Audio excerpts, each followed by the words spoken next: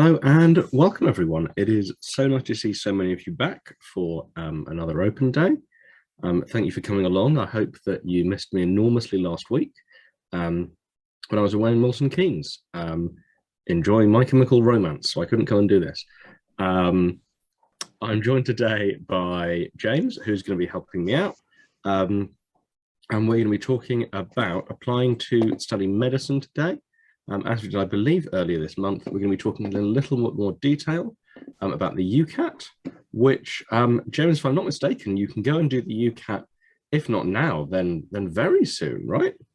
Yeah, very true. Yeah, very soon things start kicking off. So this is getting into crunch time of the year, really, for medical applications. I cannot hear you, James. Are you still on mute? Oh, I'm not. There you go. Can you hear me now? Years we've been doing this, and very slick. It's the 11th of July, the first week. I feel like it was earlier. It used to be earlier. Who knows? But yes, so we're going to talk a little bit about the UCAT, which you can start doing from the 11th, which I guess is what, 2, 6, 7 weeks time. So pretty soon, actually, particularly if you haven't started revising yet. I haven't started revising yet, but I'm not doing the test, so hopefully I'll get away with it. Unless Rohan has other plans for me. He has tried to get me to do that before. Oh, maybe it'll be fun. I might suggest it. So as mentioned, we'll be talking today about medicine with a particular focus on the UCAT. And next week, although it says here we're going to be talking about personal statements, I don't think we're going to be talking about anything necessarily because of the Queen's big jubilee. Diamond, emerald, it's important. Anyway, it's a bank holiday, so I don't think we're here. Whatever it is. Who is here, however, is James. James, who are you? What are you doing here? How did you get in? All very good questions. Can you hear me okay? Yes, you sound fine to me, and I haven't had a complaint from the audience, so I think we're okay. Very good, very good. Yeah, so hi guys, nice to meet everybody. My name's James. I kind of spend my time talking with lots of parents and students, giving them advice on their applications, hopefully helpful advice, and trying to sort of create a plan for students to be, effective and maximize their chances of getting offers. So that's me. And my name is Matt. I look after our research team here at UniAdmissions. So our job is to make sure that everything that James suggests to you, all of the resources in our books, our webinars, all of the different resources we provide, that all that information, that it works, basically, and that we can back it up with some lovely graphs, a few of which we'll be showing later on. So hopefully a lot of you are joining for the second time after we talked about the Bmat a couple of weeks ago. I'm going to skip over that very briefly later on. And as mentioned before, we're going to be focusing today on medicine, what it takes to get in, and the kind of support we're able to offer with a particular focus on the UCAT. Now, I imagine most, if not all of you, are planning to apply for medicine, which is a very nice idea. But as you're probably aware, demand for places for medicine has never been higher. And this is the same for applications to nursing as well. These stats are from February last year, and I am fairly confident that if I were to update that, then the information will be just the same. A lot of people want to be doctors at the moment. I don't know if there's been any kind of health emergency or anything like that that's really raised the salience or relevance of medicine. James, have you heard anything about that might have motivated people? I think something has been happening over the last few years around the world, Matt. Oh, right.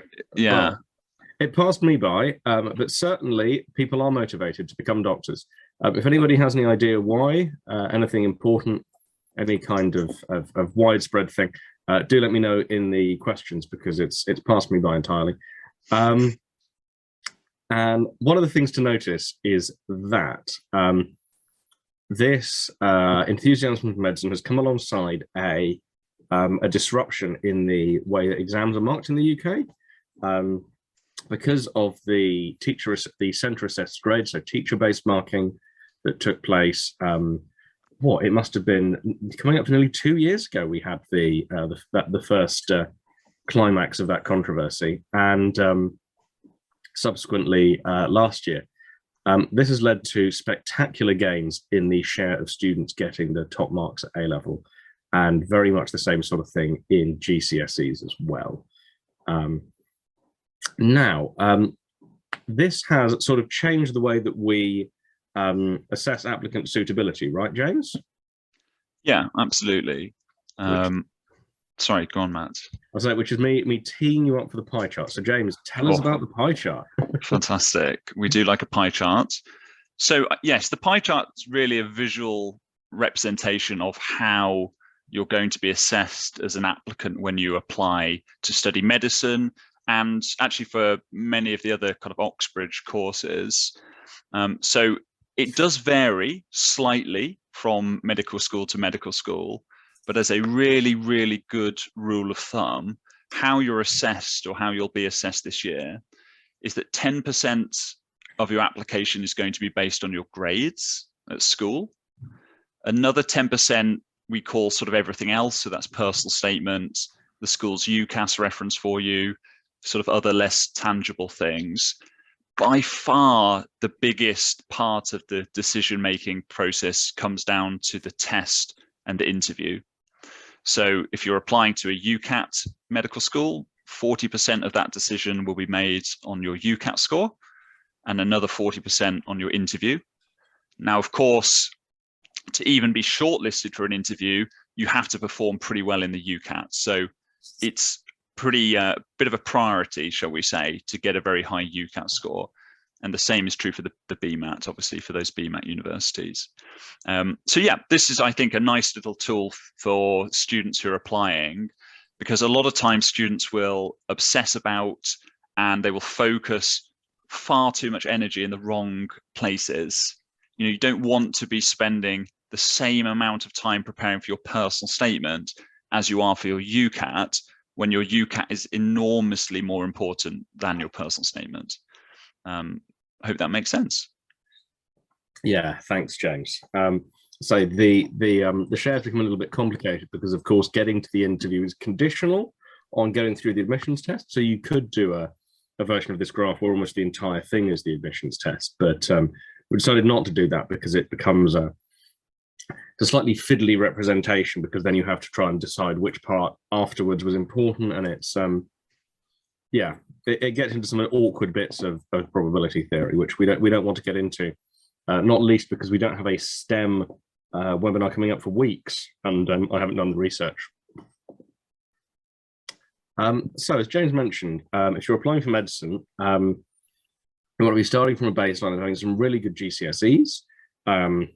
Hopefully you all do, or if you are looking at doing those in the next few weeks and months, that you've got things on track. Almost every medical school is going to want you to have done 3 science, technology, or engineering maths A-levels. In most instances, and we'll talk about this in a moment, the choices you have are fairly flexible, but you want to be sort of sensible about the picks you're making as well. So we'll talk about that in a second. If you're going up towards A-level, you want to make sure you've got really lovely predictions so that you can meet the offer if you get one. And you're going to want to try and get some kind of work experience, ideally in medicine, but you know, the field of medicine is pretty big, and so there's absolutely nothing wrong with having done something in care or in voluntary work or things like that that allow you to demonstrate the relevant skills, even if you haven't been, you know, hanging around a hospital. Not least because I've heard it's been quite awkward and difficult to get that kind of work experience the last few years. So don't worry too much on that account if you haven't had it. As well as, of course, those great scores on the UCAT and Bmat that we're going to be talking about today. So subject choice-wise, hopefully you've all made the right choices if it's too late. Otherwise, hopefully this will help. Pretty much every medical school requires chemistry. So you're going to have to do chemistry. And you're going to then want to do one of biology or physics or maths. For a lot of medical schools, the biology is also compulsory, so you're going to need to do chemistry and biology. And then you've got a third subject to pick from, and we generally suggest going for physics or maths. We do occasionally encounter students who think they're being very clever by avoiding biology, but unfortunately, there's a lot of biology once you get to university, so it's not as good a trick as you might think avoiding it at A level. And I think here is also where we have a lot of questions about fourth A level, right, James? Yeah, so actually it's quite a common question on, whether I should or shouldn't do a fourth A level. Will it make a difference to my chances of getting an offer? Really the answer I'd give is that you only need 3 A levels. You need to do as well as you possibly can in those 3 A levels, and then make sure that you do extremely well in the test and, obviously in the interview. It's very much a balancing act. You've got to treat your application almost like an A level itself. That's what we would recommend in terms of the amount of time that you engage with your application for medicine. So if you're going to do 4 A levels and apply, prepare for the application, then you're going to have a lot on your plate, and you don't want to overstretch yourself. Having a 4th A level realistically is not going to make any tangible difference to your chances of getting in. Would you second that, Matt? Yeah, I think if you're thinking about doing a 4th A level where it's a really clear fit with everything else you're doing, so if you're thinking about doing, let's say, chemistry, physics, maths, and further maths, fair enough. If you really want to do that, I don't have any particular problem with that. What bothers me is when people decide I'm going to do chemistry and English and French. And what you've got there is subjects that don't really support each other. So you're creating a lot of extra work for yourself, and also things that aren't really relevant to the degree you're going to go on to do. Now, there's nothing wrong with keeping your options open, but you want to try and be decisive at A level and really pick that subject. The only instance I can think of, I don't know if this was one of the students you worked with, James, was a guy who came and worked with us for medicine a few years ago who did a 4th A level in Japanese. Now, he was Japanese, so he found it very easy. If my recollection goes, he didn't revise at all. He just showed up and he got everything right because, he knew what he was doing. So if you're in that position, if you speak, flawless Spanish or French or Italian or even Japanese, apparently, or I guess Latin if you're a Roman, then feel free to go and do one of those A levels, like for fun. But otherwise, we would generally say 3 is plenty enough for anyone, unless you've got a really good reason for doing an extra one. It's just extra work. And what you don't want to end up happening is that you get, say, 2 A's and 2 B's, where if you had done only 3 A levels, you would have got an A star and 2 A's, because that ends up being an important difference in the way that that extra learning perhaps isn't going to be in terms of your application. We've spoken a tiny bit about work experience. I know I'm expecting a lot of questions about this later, so I don't spend too long on it now. But the first thing to say is it has been basically impossible for the last couple of years to get work experience in hospitals.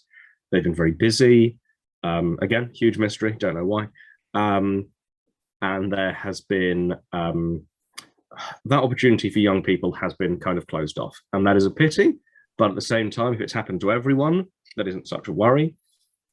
What you've got to focus on is how, really any kind of science or care-based work experience you might have done is going to be relevant. Work experience is really about trying out medicine for a little while, making sure it's for you, and also having a way of conveying your motivation when it comes to talking to interviewers and your personal statement, and really giving across the reasons that you're passionate about it. And that can be something you've picked up, not just from hanging around in a hospital, but it can be from doing some of the less glamorous parts of medicine. A lot of medicine, a lot of nursing is people who have gross problems, is elderly people, is things that are kind of unfashionable. So if you were to go and do, as an example, work experience in a care home, if you were to go and do, volunteering work, helping out at a vaccine clinic, anything like that is going to be relevant and helpful in terms of you expressing your passion for medicine. You don't have to have done the most glamorous thing. You don't need to be the student hanging around at the back of the operating theatre. That's nice if you've had the opportunity to do that. But if you can create a story about your motivation that doesn't require that, that's going to be just as valuable. So yeah, I would say, look at work experience in a broad sense and don't worry too much about it. If I were judging these applications, I would be much more interested in someone who had spent a lot of time working with homeless people, for example, really taking the care, pastoral, social element of medicine seriously, than someone who had really good connections and had done something like snazzy at Pfizer or at some clinic in Switzerland. Because one of those things tells me that the student is going to be a great GP, and the other one tells me that the student has a rich dad. And one of those is relevant to the application, and one of those really isn't. So we're going to talk now a little bit about what it takes to get in, which is where we're going to be looking at admissions tests. The first one we'll talk about is the Bmat. This is it's used by fewer universities, but these tend to be slightly slightly more prestigious ones, though it is a bit of a mix. So if you're going for Oxbridge, this is the one you want. Same for Imperial and UCL. But the UCAT is also the one for King's and Exeter. I think it's still the ones for Barts these days. And it's a little bit of a mix. They're different exam. They're actually really different exams, so it's helpful to think about them separately. The Bmat is 2 hours long. You do it on a piece of paper. This means that there is only one sitting, which is normally on something like I'm trying to think, it's normally like the 15th of November or something, isn't it, James? I'm trying to think, when is it? Or is it a little bit earlier, normally October? First week of November for the Bmat. There we are, first week of November. Do we have a date for it yet, do you know? We probably do. Off the top of my head, I can't remember. I'm going to go plucking out the 4th of November out of the air, but that may be wrong. But it's the first week of November. Yeah, it'll be the Wednesday. In fact, I can work this out because it's when my birthday is. This is real. This is numerical problem solving live. It'll be the 2nd, I think. So whatever the first Wednesday in November is, when the Bmat will be. So you can all look for that. Look forward to that. It's in 3 parts. The first part, as you've just had a preview of, is a mix of verbal and numerical reasoning. We'll probably be doing a kind of live fake Bmat sometime later in the year, which is a sort of event I'm looking forward to, particularly if I get to talk to James with it. And so you start out with verbal reasoning and sort of maths questions. They tend to be around GCSE level. They're not especially hard, but you do only get 2 minutes per question, so it is pretty intense. There's then scientific knowledge questions, which is, again, mostly GCSE level stuff. And then there's a little essay at the end, for which I think you get half an hour. Now, the thing to bear in mind about the Bmat is you only get to do it once, because it is the one exam that everyone takes. And you only get to take it after you have filled out your UCAS form. So you will already decided which universities you're applying for before you know how well you've done in the Bmat, which is why we're going to be focusing on the UCAT today, because you kind of want to know how the UCAT has gone before you decide what to do when it comes to the Bmat, as I think hopefully will become clear in a moment. So the UCAT is the same length as the UCAT is the same length as the Bmat.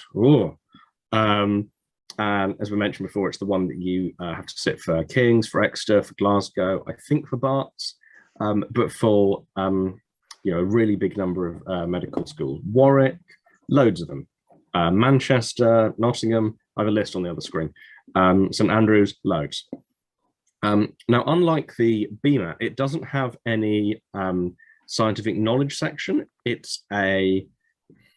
inclined to say it's a much more sophisticated exam, in that it tests you across your verbal reasoning and your quantitative reasoning like the Bmat, but also it adds in a kind of abstract reasoning section with weird shapes. There's a decision-making section where you have different scenarios to look at. And there's also the situational judgment section at the end, which is the most important. So James, do you know very much about the situational judgment test? Can you talk to us a little bit about that, or do you want me to fill in here? Yeah, Matt, I'll leave this one to you. Okay, so the way the situational judgment test works is you'll be presented with a series of medical type scenarios. You'll get a sort of a short text, maybe a paragraph, and it will give you a kind of problem a doctor would have. And you will then have 4 or 5 options as to what to do. And what you will have to do is to then rank those from the most to the least appropriate.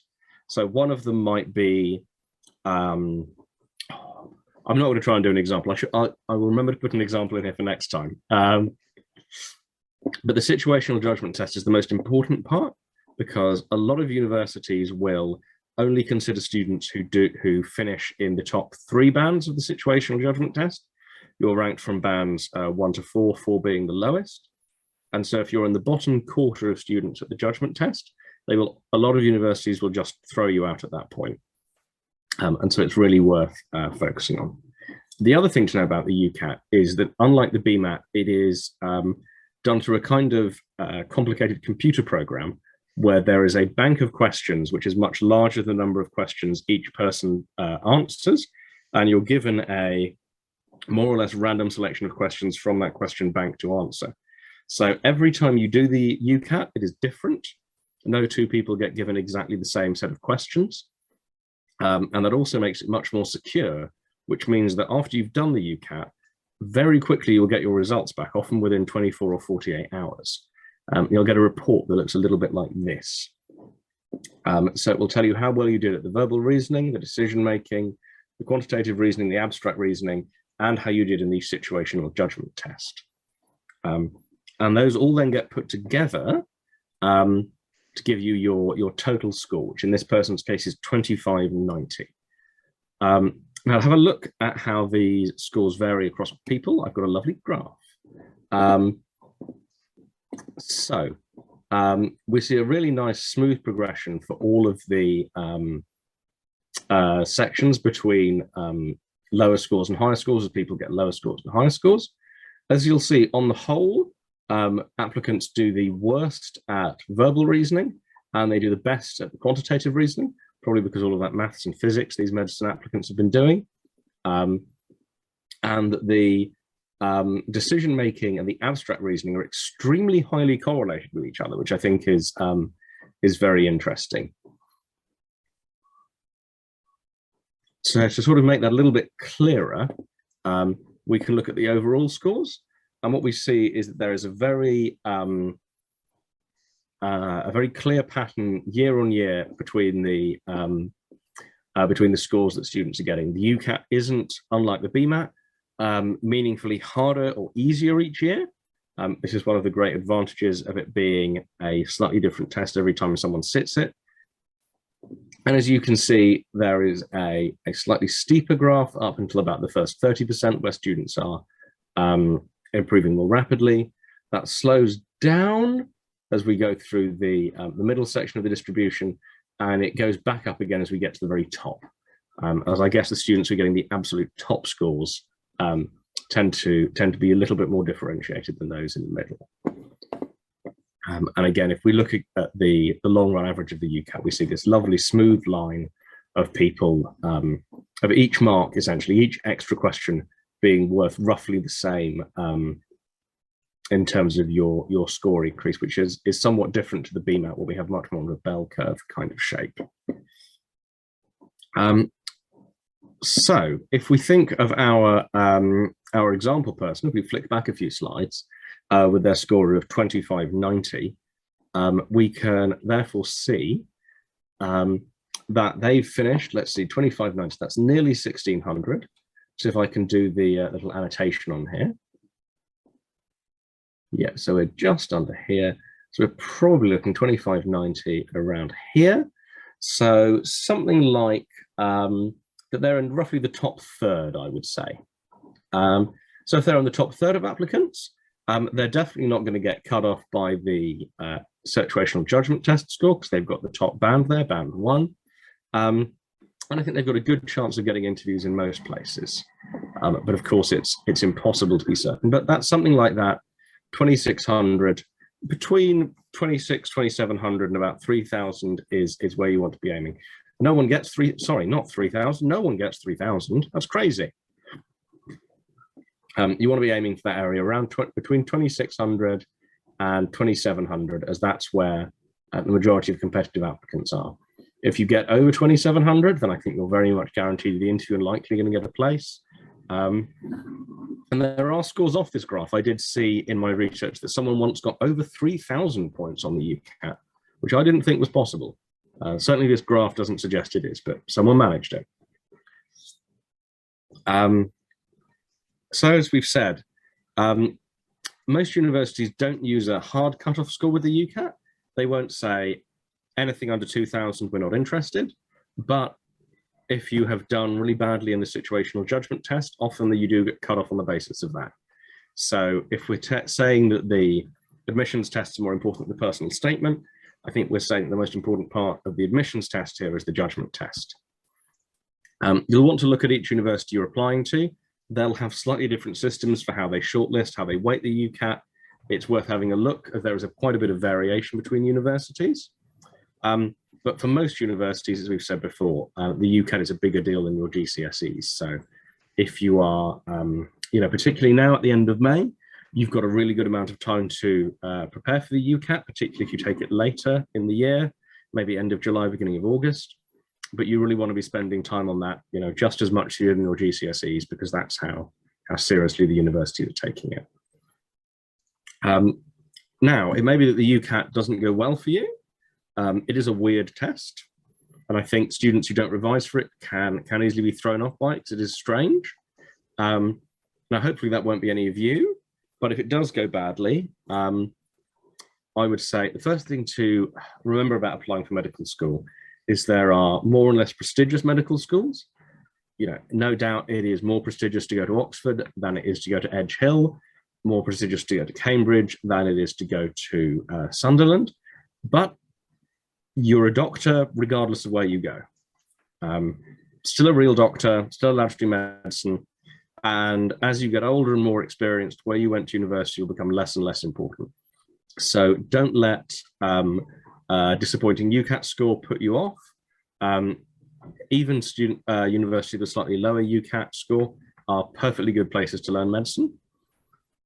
And there are places, Sunderland, as I mentioned, that do consider below average scores in the UCAT, and so it's worth looking at that if you have a bit of a disappointing outcome with the test, remembering that you still get to be a real doctor. There are some universities that don't put very much weight on the UCAT at all. Exeter in particular, they say that they give more weight to GCSEs than the UCAT. So while obviously a big UCAT score is going to do you a lot of good, particularly given the growth in high GCSE scores, it's less of a worry if you're applying to Exeter than it might be to other universities, perhaps St Andrews or Warwick, who put more emphasis on the UCAT. And of course, if the UCAT goes dreadfully for you, you have the option of going for all Bmat. It's a big risk, but you could apply for 4 Bmat universities and put all your eggs in the basket of absolutely nailing the Bmat. Now, if you were to do the UCAT at the very beginning of July, were to go badly, then, there's a lot to be said for that strategy, but we would always urge caution, and we normally encourage people to do normally 2 of each when it comes to the universities you apply for, if not 3 and 1. And that's mostly if you've had a really good UCAT score and you want to go for 3 UCATs and a Bmat, but the choice is yours when you come to it. Now I'm going to hand over to James for a few slides to talk about the support that UniAdmissions offer, because believe it or not, there's more to us than these slides. I know, hard to believe.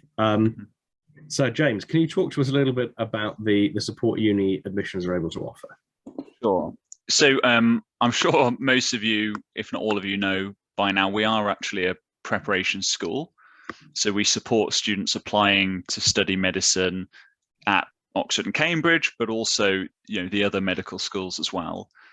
I think for a lot of students every year, one of the most difficult aspects of preparing is not really knowing what to do, when to do it, what resources to be using, not really having any sense of how they're improving or how to improve further. So the idea of a program is just to provide a really clear structure. So you have a really clear understanding of how to prepare most effectively. And so, yes, we have a program with quite a clear structure. Students work through a sort of curriculum of preparation towards their medical application. Typically, a program has 4 parts to it. The first of which is one-to-one tuition. So it's obviously very important to work with someone who's done this themselves. So if you join one of our programs, you work with a tutor who themselves studied medicine at one of the top medical schools, and they work with you to prepare for typically the personal statement, UCAT, Bmat, and interviews, traditional panel style and MMIs. So they're there to kind of guide you to improve those UCAT and Bmat scores. A lot of focus on things like technique and strategy, I would say, going off tangent a little bit here. But with the UCAT and Bmat, you're being tested on your ability to answer questions more quickly than the average applicant. So it's not necessarily the content that's the most difficult part of this, it's the time pressure. And so there are strategies and techniques around being able to answer these questions more quickly. So working with a tutor, obviously that's a big part of that. The second part of a program are the resources. So actually, as a preparation school, I think it's now, you can correct me if I'm wrong here, Matt, I think it's 90 books we've published now for sort of medicine and Oxbridge applications. See, people keep on saying that. I feel like we've been stuck at 90 for a long time. I'm sure we must have got to 100 by now, no?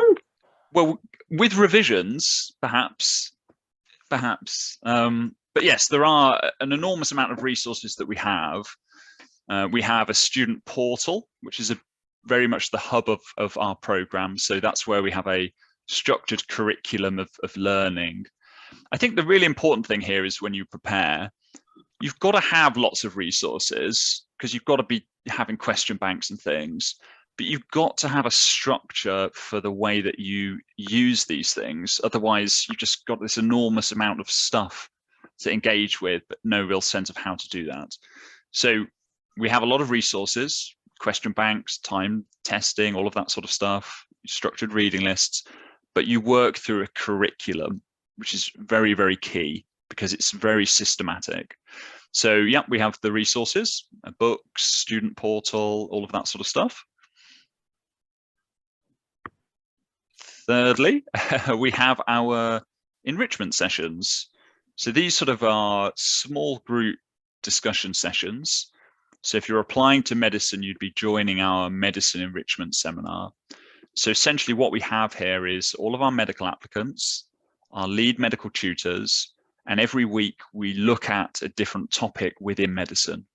So we might be looking at something kind of more broad, like the structure of the NHS. Another week we might be looking at the philosophy of medicine. So there's a different topic every week.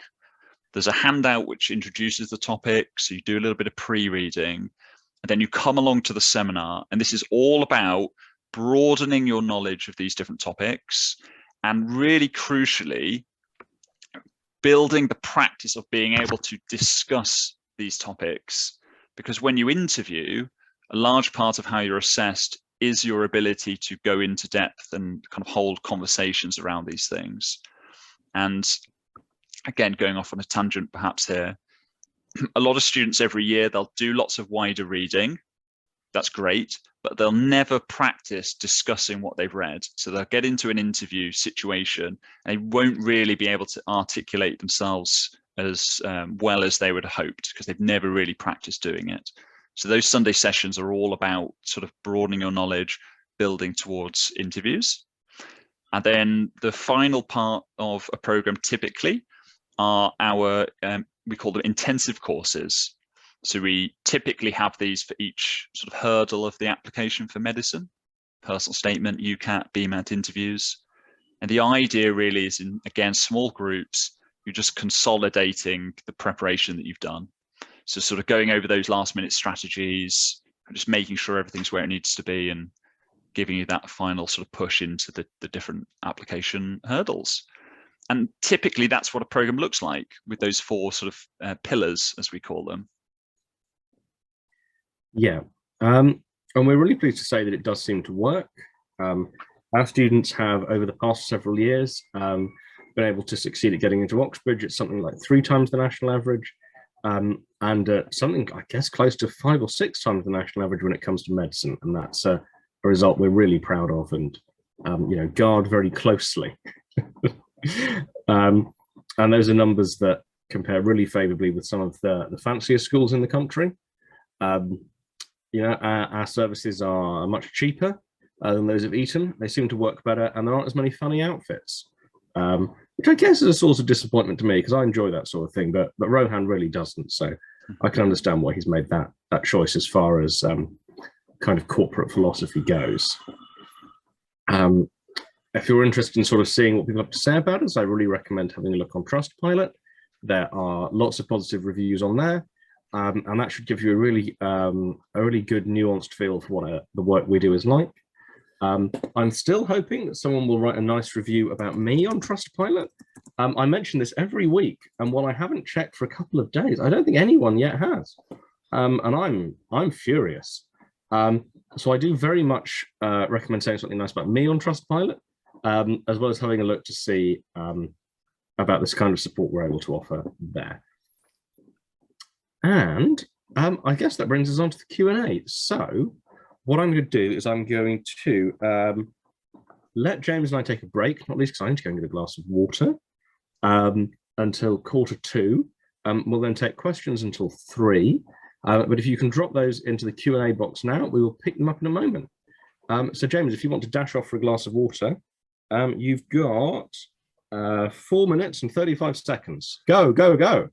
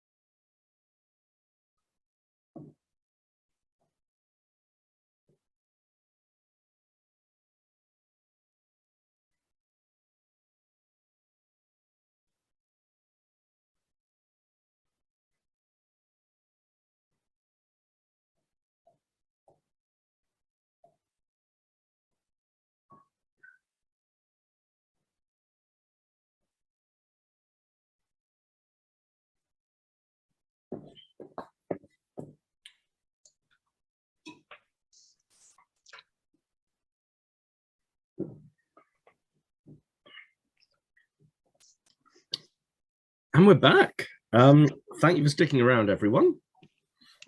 I missed you while you were gone, but it's done me the world of good to have a little drink. So we've got a whole bunch of questions. Let's start with Dana asks, Dana, who knows, asks, is the Bmat setting, September sitting cancelled for this year only? So I believe that the last, so this is a bit, sort of a bit of history. Up until I think 2019, there were 2 sittings of the Bmat, one in September and then one again in November. Now in 2020, they got rid of that because it all took place online and it was a bit of a mess. And in 2021, it all took place online. It was a bit of a mess. Now, this year, they're also doing without the September sitting. So this will be the 3rd year in a row without a September version of the Bmat.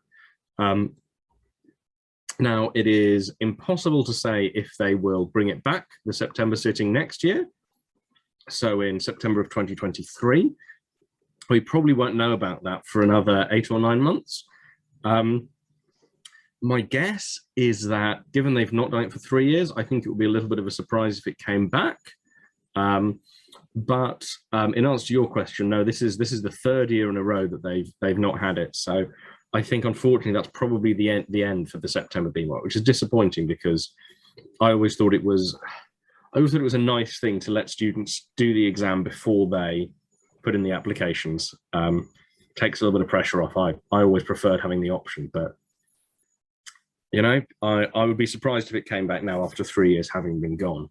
Hopefully this year, and I don't know if we've had any confirmation on this, James, hopefully it's back to being a traditional test on pieces of paper, because the online version of it has not worked brilliantly well.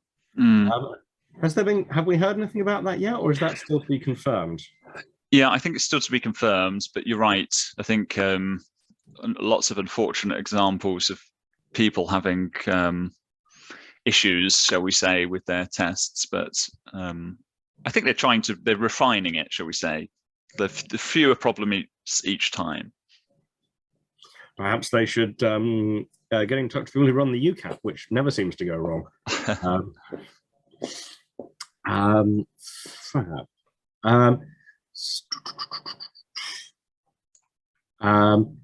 There we are. Alfred asks, has this meeting been recorded? It has. I certainly hope so, because I pressed the record button. Yeah, these normally get uploaded to our website on a Wednesday or a Thursday. So if you've really enjoyed it, you can watch it again. I don't normally watch it again, but if you would like to, then please do. And as goes for James, if you'd like to go and spend some time listening to me again, I'm there.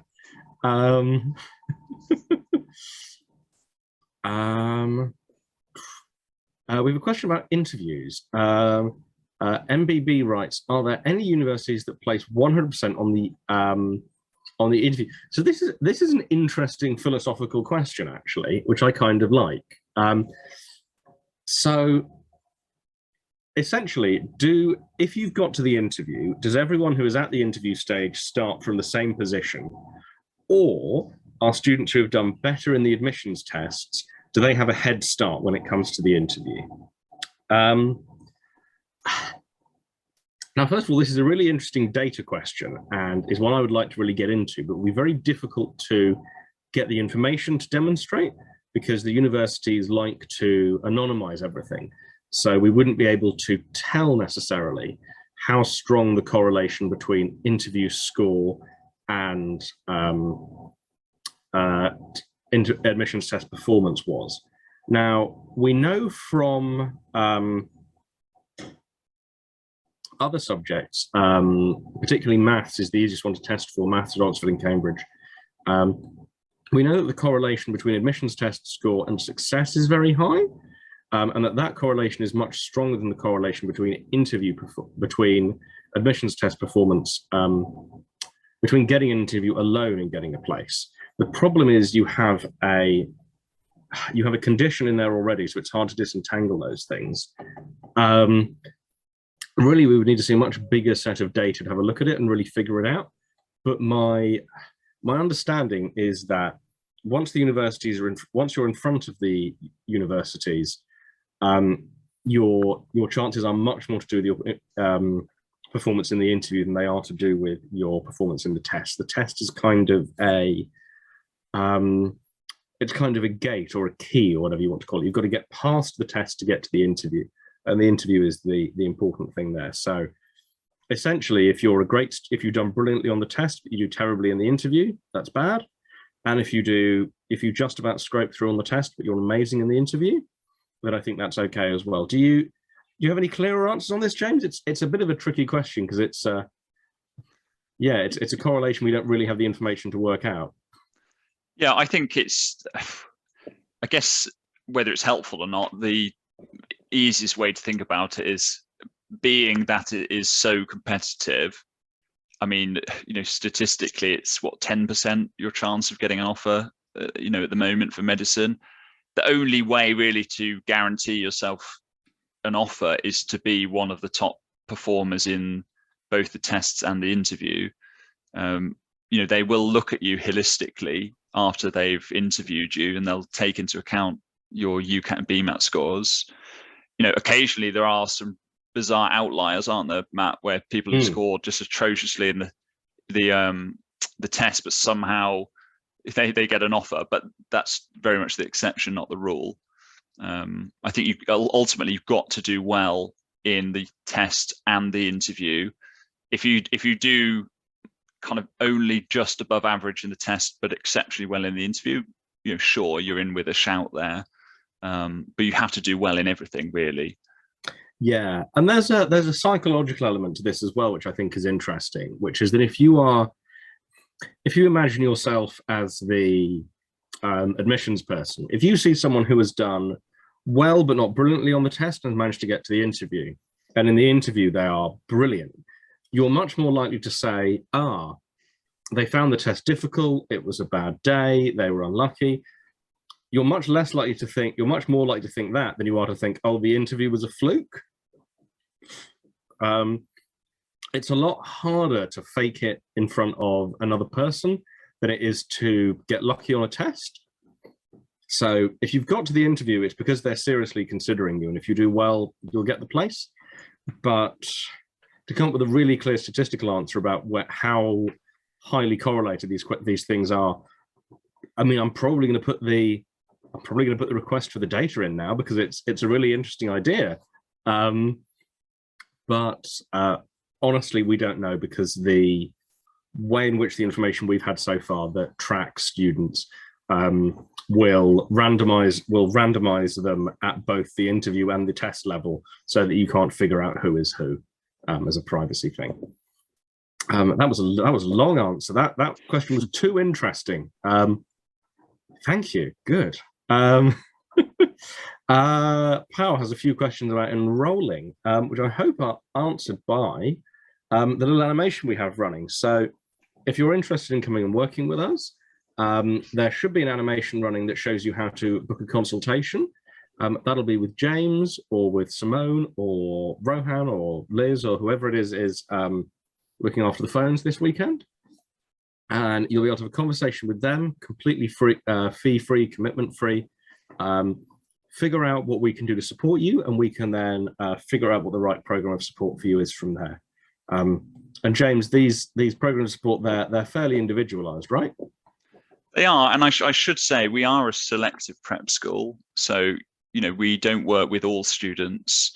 So generally what we like to do is kind of have a chat, find out a little bit more about you, see what you've been doing so far, or what other support that you may have, and then to recommend a program of support based on from experience tells us you need ultimately to get an offer. So yeah, come and have a chat with us. No pressure, just a nice conversation, and hopefully we can figure out a way to give you the best chance of getting an offer. Yeah, so for example, if I were to get in touch and say I want to go in for graduate entry medicine, I think James would probably look at my profile and go, well, you don't have any science A levels, you've never done any science work. I don't think they'd be interested in you, Matt. I don't think you're a very good candidate. So I don't think James would be interested in me, even if I offered to pay. I think he'd say, no, you're going to ruin our success numbers because you're a terrible candidate. And that's why I'm not a doctor. And we have a few other questions. Mohammed asks about, and he's in year 12 right now. He asks about when to start revising for the UCAT and the Bmat, and also when is the best time to start working with it. I think this is another one for you, James. Yeah, so I think the reality is most applicants for medicine will start seriously preparing either during the summer or at the beginning of year 13 when their school starts to do some kind of support with them. That's what the average applicant will do. The reality is the average applicant won't get an offer for medicine. So if you're going to be one of the top 10%, you've got to do what the other 90% aren't doing. So that's why you have to start early. Be that with us or however else you do it, I always would encourage you to start straight away. If we were having this conversation a month ago, that would be true. Today or in a month, you just got to get started as soon as possible. Particularly as we've been talking about the UCAT, when you're preparing for a test, what you'll do, and goes without saying, when you start your preparation, your scores will fluctuate all over the place. You'll practice, your scores will steady, and then you'll reach your plateau. And then getting through your plateau and increasing your score is where the real hard work comes in. If you don't start your preparation until a month before the test, you won't reach your plateau with enough time to actually get a higher score. And that's what happens with most students. They don't give themselves long enough to do this, and they don't get a high enough score. So yeah, I don't want to be the bringer of doom, if that's even an expression, but you've got to start now. You really do. Again, with us or however else you want to do it.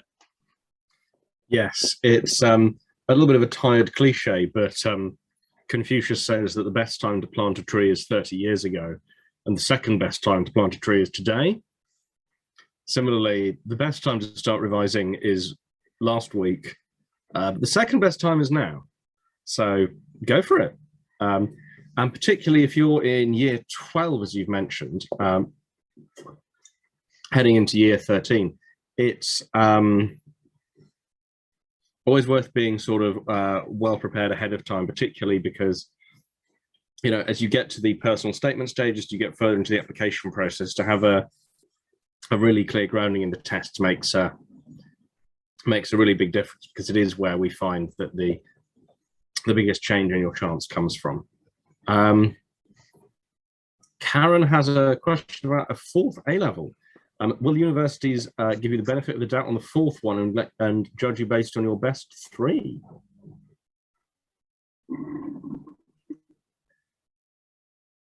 My understanding is basically no. That if you do four, you're creating problems for yourself, right, James? Yeah, and I think that's the really important point.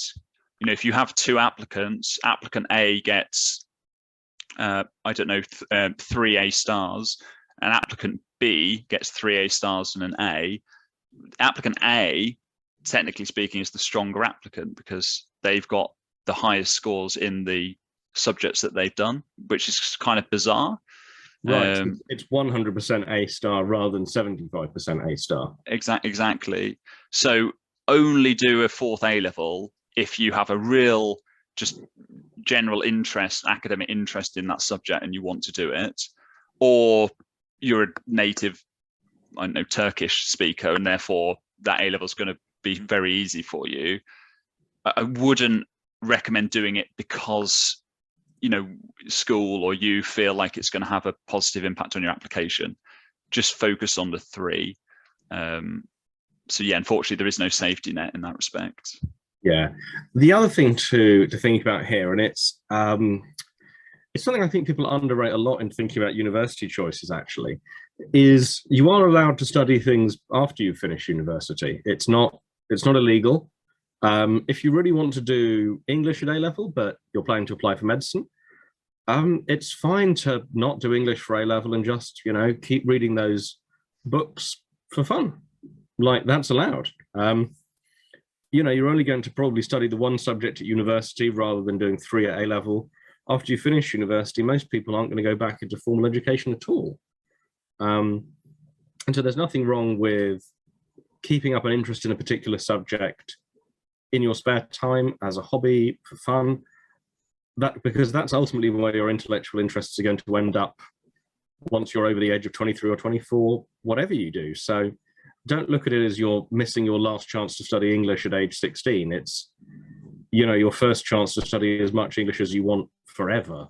And your first chance to get out of having to write essays about it. But, you know, if students are absolutely desperate to do A-level English, you can come back and do it in your 20s. I have a friend who did A-level maths in her 30s, which I thought was very eccentric, but people do choose to do these things. So it's not the end of the world if you don't do that 4th A-level that you'd otherwise like to have done, particularly if it's in an art subject where you can kind of pick up the part of it that you're passionate about in your spare time. Obviously, if you're considering doing chemistry in your spare time at home, I would be more cautious. Please don't do that. Can be dangerous. Be careful. And finally, Mohammed asked about further maths A-level. So further maths, I think, is a little bit of an exception here, right? We're normally pretty relaxed about people doing further maths if they're, you know, really good at it. Yeah, I think that's the caveat actually to what we were saying, because further maths is almost, not saying it isn't very, very difficult, but it's almost treated like half an A-level because it's an extension of maths. So yes, if you're doing further maths, that's fine. Yeah, I mean, because in theory, at least, if you're getting an A star in further maths, getting an A star in maths should be pretty straightforward. So in a way, you're kind of just doing, as James says, 3.5 A-levels, because you're doing, you know, the first 2 and further maths, and then maths only ends up counting as half an A-level because it's easy now because you've done further maths. I didn't do further maths. It looked too hard to me, but that's what I've been told. That brings us right up to 3 o'clock. Thank you everyone for joining us. I look forward to speaking to as many of you as possible on the phone over the next several days, hearing from James and Liz and Simone how much you've enjoyed this webinar, reading about it on Trustpilot, and to see as many of you as possible in our day courses when those swing round in the new year. New year? God, that was Jewish of me, wasn't it? In the new academic year. Not everyone sees Yom Kippur as the beginning of the new year. Have a lovely weekend, everyone, and we will see you not next week because of the Jubilee, but the following week when I don't know what I'm going to be talking about. Oh, we're going to be talking about admissions tests, and there's going to be loads of graphs. So come along for the graphs, because I've got so many graphs. You're going to love it. All right, I'll see you all then. Have a lovely weekend, James. Bye, guys. Bye-bye. Bye, everyone.